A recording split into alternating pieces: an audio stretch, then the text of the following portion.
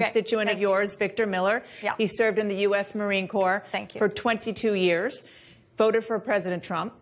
And I should tell you that he lives in Snohomish, Washington, and he has a question for you. Thank you. First of all, I'd like to thank all the senators coming out today. It's good to see all of you. Senator Cantwell, it's nice to actually see you in person. As you said, I'm a retired Marine. You know, and I feel that every time that there are budget cuts, tax increase, it falls at the expense of the civil servants, such as teachers, law enforcement, first responders, and our military. You know, I voted for President Trump because, and I am the middle class. I voted for Trump because he said he's going to help us. So if you could please, like Senator Cruz does so well, explain it to us and to the American people. Break it down Barney style if you have to. Can you please explain to us why you're not with President Trump to help the middle class? So for our state, and first of all, thank you for coming all of this way from Snohomish. My nephews went to Snohomish High School, and it's a great high school and a great community. The issue is that what the president, and look, the president has his ideas about this. And what I would say to him if he was standing where you're standing right now is President Trump, this is too focused on corporations. I don't know if it's because you have a corporate cabinet, so many corporate people there, but you need to listen to what is going to help our economy grow, and that is investment in the skill level of the American worker. That is making sure that we have affordable housing, which is a problem in our area, to make sure that we have the ability to skill for those new jobs and those new things that are changing every day. Even Boeing has redone, planes to be now built with composites. We have to skill the workforce to be able to take advantage of those new jobs.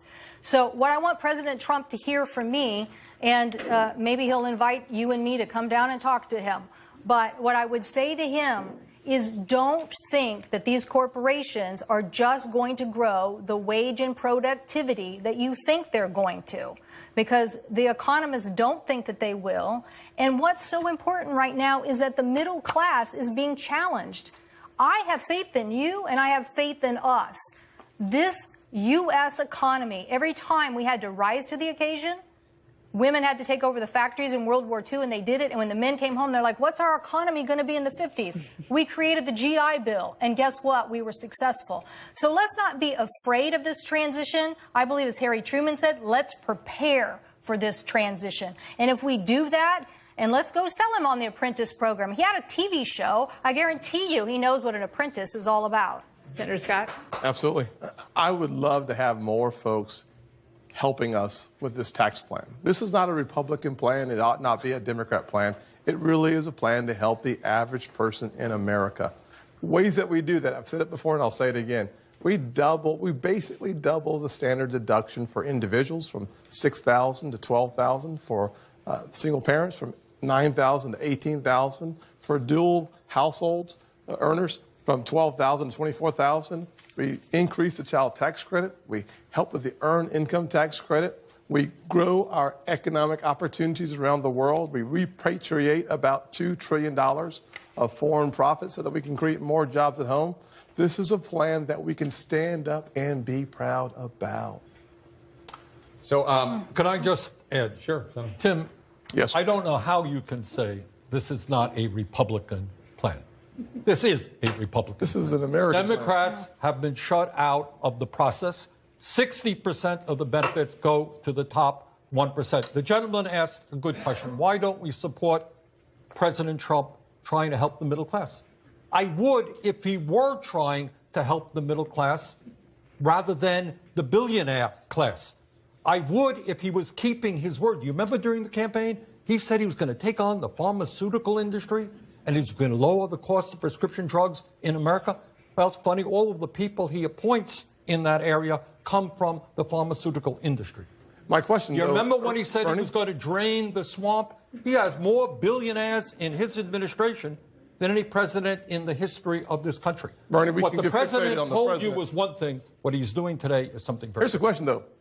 If we cut the taxes of a single mother like Sharon by 75%. Why can't we say yes to that? If the typical American today earns around $73,000 and we're cutting the taxes by 60%, why can't we say yes to that? If we're going to grow the jobs of the future here in America, why can't we say yes to that? Yes. Thank you. Then can you? I am saying Will you yes. go yes on Friday? Of course I won't. You sure? You're giving. Are you sure? I will vote. We don't have an historic agreement. Let's do it now. Let's make history. All right, let's Make a deal together. look, here is the historic agreement. Let's make a deal.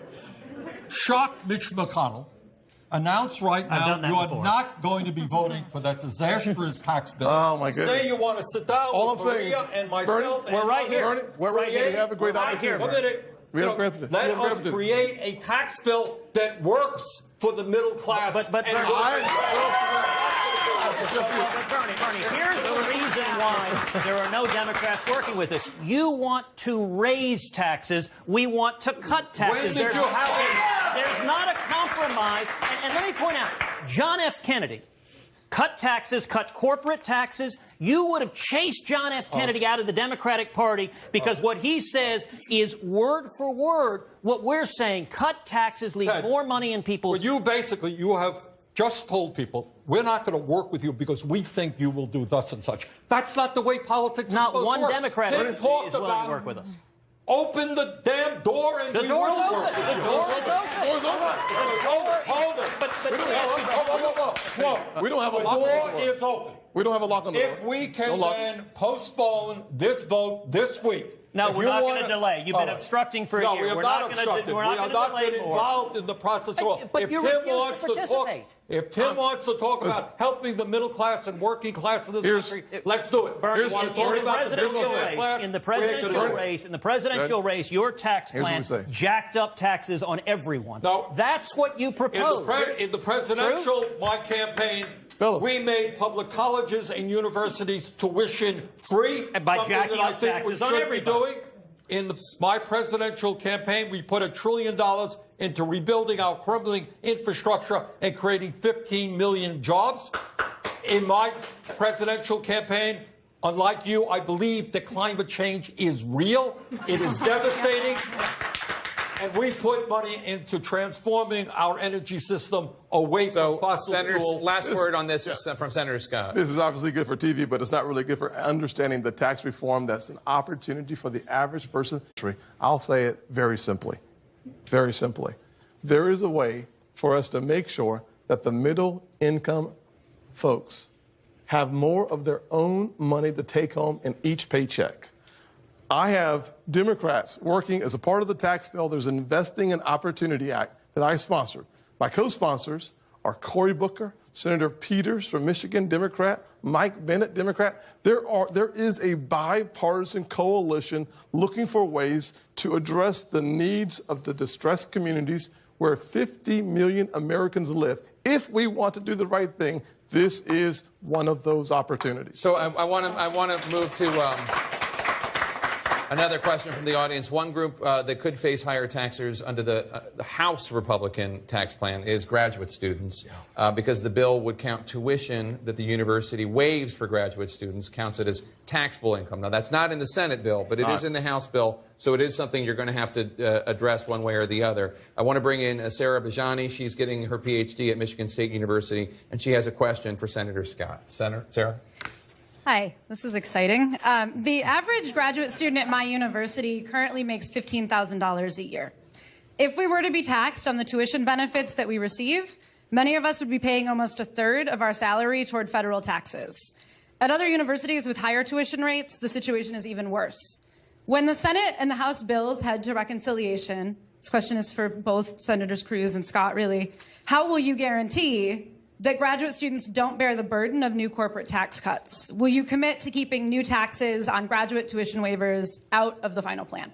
I'll just tell you that it's in the House plan. It's not in the Senate plan. I believe that the Senate plan will emerge out of the conference being the plan that we go forward with. So the good news is the answer is yes, number one. Number two, when you look at the long-term opportunities for a student coming out of college, when our unemployment rate's at 4%, and our economic growth is at 3%, your wages are going up. This is good news. It's a good time to be you. Senator Sanders? That is what you described is just an example. I mean, it's tax breaks for billionaires and telling young working class graduate students that their taxes are going to go way, way up. And you know what that will result in? It will result in many young people not being able to go to graduate school. Bernie, it's just simply false. The question was, will you do what is in the House plan? The answer is no. All right, so you're committing. I am. Senator Cruz?